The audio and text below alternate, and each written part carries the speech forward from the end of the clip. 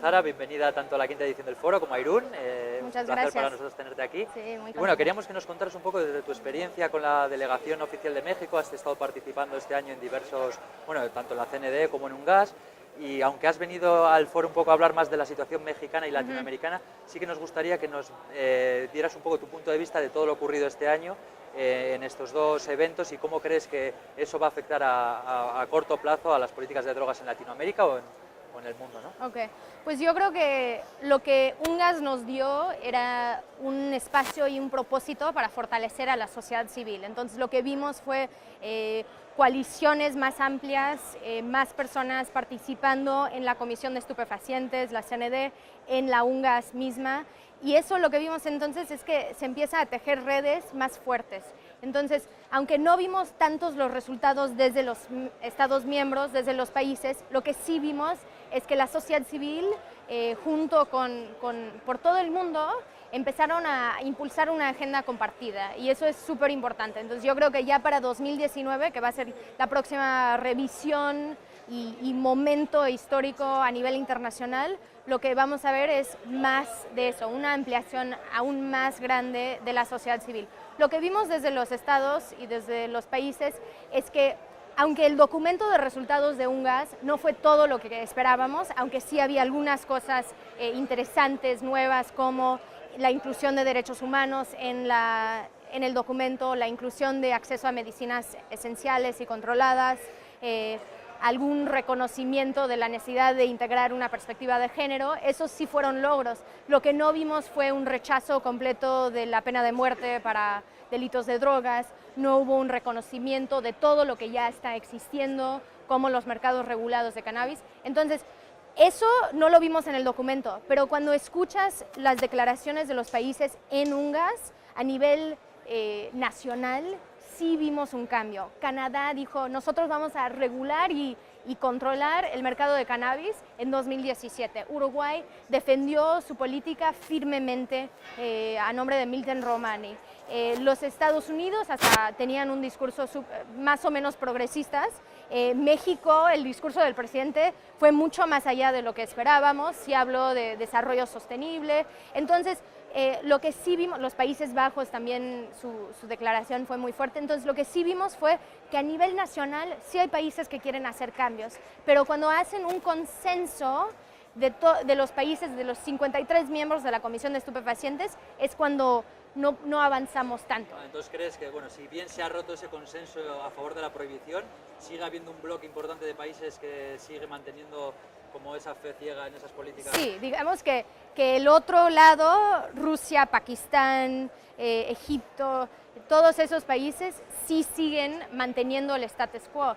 Y lo que nos falta, el grupo de países afines, que sí quieren romper el tabú, que sí piensan que necesitamos alternativas a la prohibición, es que esos países entonces se tienen que empezar a generar acuerdos entre ellos. Entonces Colombia, México, Guatemala, Uruguay, Países Bajos, Suiza, todos ellos están empezando a desarrollar cuál sería nuestra plataforma también. Pero es mucho más difícil proponer que nada más mantenerte en la prohibición. Entonces esos países súper prohibicionistas pues se quedaron firmes y fue muy fácil para ellos bloquear. Y por eso creo que también lo que estamos viendo es una defección de las convenciones y eso viene de la sociedad, porque están diciendo esto ya no funciona. Ya hay un consenso de que la guerra contra las drogas ha fracasado y necesitamos algo, pero lo que falta son todas las propuestas. ¿Qué es lo que sí queremos? ¿Cómo es una regulación responsable? Y por ejemplo, sí que ha habido este año, tanto en Viena como en Nueva York, se ha visto más reflejada la voz de la sociedad civil, ¿no? Ha habido muchas organizaciones no gubernamentales participando. ¿Crees realmente que las demandas de estos grupos han sido escuchadas desde la ONU, se van a tener en cuenta o cómo pueden afectar?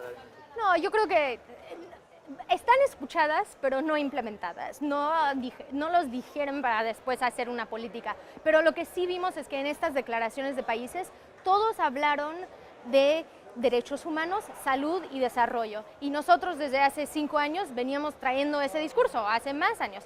tenemos que enfocarnos en estos ejes. Entonces, lo que sí estamos viendo es que sí están utilizando el lenguaje que la sociedad civil quiere. Ahora lo que toca es de que dentro de los países sí hay una presión suficiente para que a nivel nacional sí hacen reformas y en 2019 pueden llegar con ejemplos claros, con evaluación de los programas pilotos que ya tienen, para que sí tenemos resultados reales. Y no pueden ignorar lo que está sucediendo, porque eso es súper fácil para ellos ir a estos foros internacionales y totalmente desviar la conversación a otras cosas, y que España nunca tiene que hablar sobre los clubes que existen en España, y que Alemania no habla de los sitios de consumo supervisada. Entonces, Europa ha sido más o menos silencioso a veces, y es necesario que Europa juegue el papel tan fuerte como lo han hecho sobre reducción de daños, que lo hagan también apoyando a América Latina en el tema de la producción y una regulación de las drogas. Bueno, y ya por último, desde tu experiencia en México y también a nivel latinoamericano, está habiendo muchas experiencias en Uruguay, México, Colombia. ¿Cómo crees, hacia dónde crees que está yendo lo que es Latinoamérica a nivel de políticas de drogas? ¿Crees que realmente estamos a las puertas de cambios más grandes o que se va a quedar solo en intentonas? Pues yo tengo que pensar que sí vamos a lograr grandes cambios, porque si no uno se desespera mucho en estos temas. Entonces yo sí espero que sí estamos luchando y logrando reformas importantes. Lo que tenemos que tener cuidado es que ya existen estas empresas grandes, ya existe una industria fuerte. Entonces, los países que están empezando a tomar pasos reformistas como Colombia y México, tenemos que proteger cierto conocimiento nacional, cierta producción nacional. Y eso creo que va a ser el trabajo de las organizaciones, de cómo podemos crear regulaciones que privilegian a pequeños cultivadores, a pequeñas empresas, para que sí existe un desarrollo nacional y que no solo viene desde afuera. Y lo que no queremos caer es en lo que sucedió en Brasil, donde están importando productos de CBD, pero no están fortaleciendo las estructuras nacionales que ya existen. Entonces, de ahí yo creo que lo que vamos a ver son acuerdos bilaterales, trilaterales entre países, para que sí pueden, ya que se rompió el consenso internacional, se tiene que crear consensos de país a país. Entonces, de que si Jamaica con Colombia, con Uruguay, con Canadá podrían hacer un acuerdo de compartir semillas, conocimiento, plantas, lo que sea, eso podría ser un gran paso para que podamos construir desde los países reformistas y más en América Latina también, algo que nos fortalece y que así podemos demostrar que sí hay una necesidad de hacer estos cambios. No podemos pensar que los países de Asia y algunos de África van a seguir esta ola reformista, porque muchos se han quedado muy atrás. Sí vemos algunos espacios donde se están abriendo, como en Tailandia, pero en general yo creo que cada país soberano tiene que tomar sus decisiones para su población y su contexto y dónde está. Y en América Latina hay una urgencia, ya lo necesitamos, porque sí sabemos que en regular el mercado de cannabis y también las otras sustancias vas a quitar muchos de los recursos del crimen organizado. En México se estima que un 26% de los recursos vienen de cannabis. Entonces, tú necesitas esos recursos para poder implementar delitos de alto impacto. Entonces, para nosotros es un paso para poder empezar a reparar el daño de la guerra en nuestros países. Ya, la última ya, en México has comentado el caso de Brasil, también el caso de Colombia, en el que varias farmacéuticas ya están intentando entrar y, por así decir, monopolizar esa nueva regulación.